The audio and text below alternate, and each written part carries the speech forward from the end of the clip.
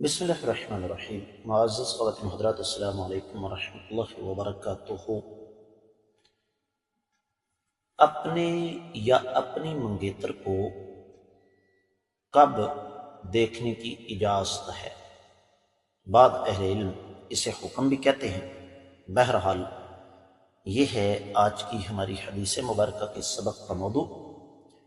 مشکات المصابیح کتاب النکاح باب ہے منگیتر کو دیکھنا اور ستر و حجاب کا اہتمام کرنا۔ 3123ویں حدیث کتاب میں اور 10ویں ہے باب میں۔ الفاظ سماعت فرمائیے گا۔ وعن المغیرہ بن شعبۃ رضی اللہ عنہ قال خطبت امرأة فقال لي رسول الله صلى الله عليه وسلم هل نظرت إليها؟ قلت لا. قال فانظر إليها فإنه أحرى أن يؤدم بينكما. رواه أحمد والترمذي والنسائي وابن ماجہ والدارمی۔ معزز خواتین حضرات، میں سب سے پہلے آپ کی خدمت میں یہ بات عرض کر دوں کہ اس حدیث کو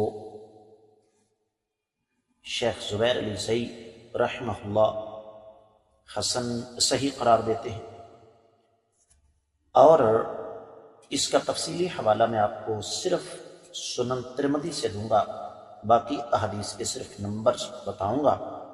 سنن ترمذی کتاب النکاح ہے اور باب ہے منگیتر کو دیکھنے کا، 1087ویں حدیث کتاب میں ہے۔ سنن نسائی میں 2237ویں ہے، سنن ابن ماجہ میں 1866ویں ہے، مسند احمد میں چوتھی جلد کا 246واں صفحہ ہے، سنن دارمی میں یہ حدیث 2218ویں ہے۔ جیسے میں نے آپ کی خدمت میں عرض کیا کہ سند کے اعتبار سے اس میں کسی قسم کا کوئی شبہ نہیں ہے۔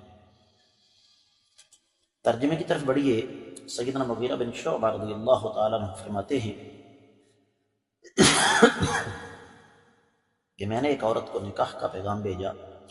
آقا علیہ الصلوۃ والسلام نے مجھ سے مخاطب ہو کر فرمایا کہ کیا تم نے اسے دیکھا ہے؟ میں نے عرض کیا جی نہیں۔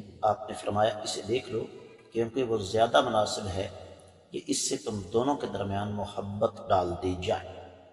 معزز خواتین و حضرات، اس موضوع پر کم از کم 2 احادیث اس سے پہلے گزر چکی ہیں، زیادہ تفصیلات میں جانے کی ضرورت نہیں۔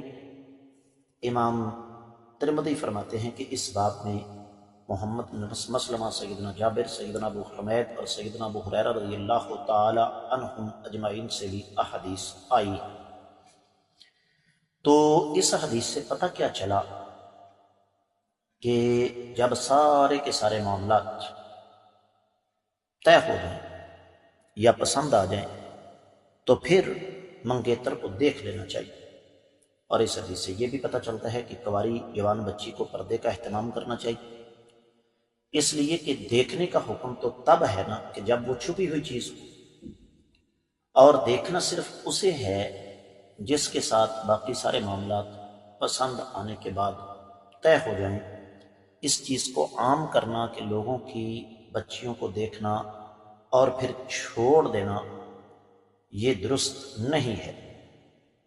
اور اس بارے میں پھر امام ابن ماجہ رحمہ اللہ قدر تفصیل کے ساتھ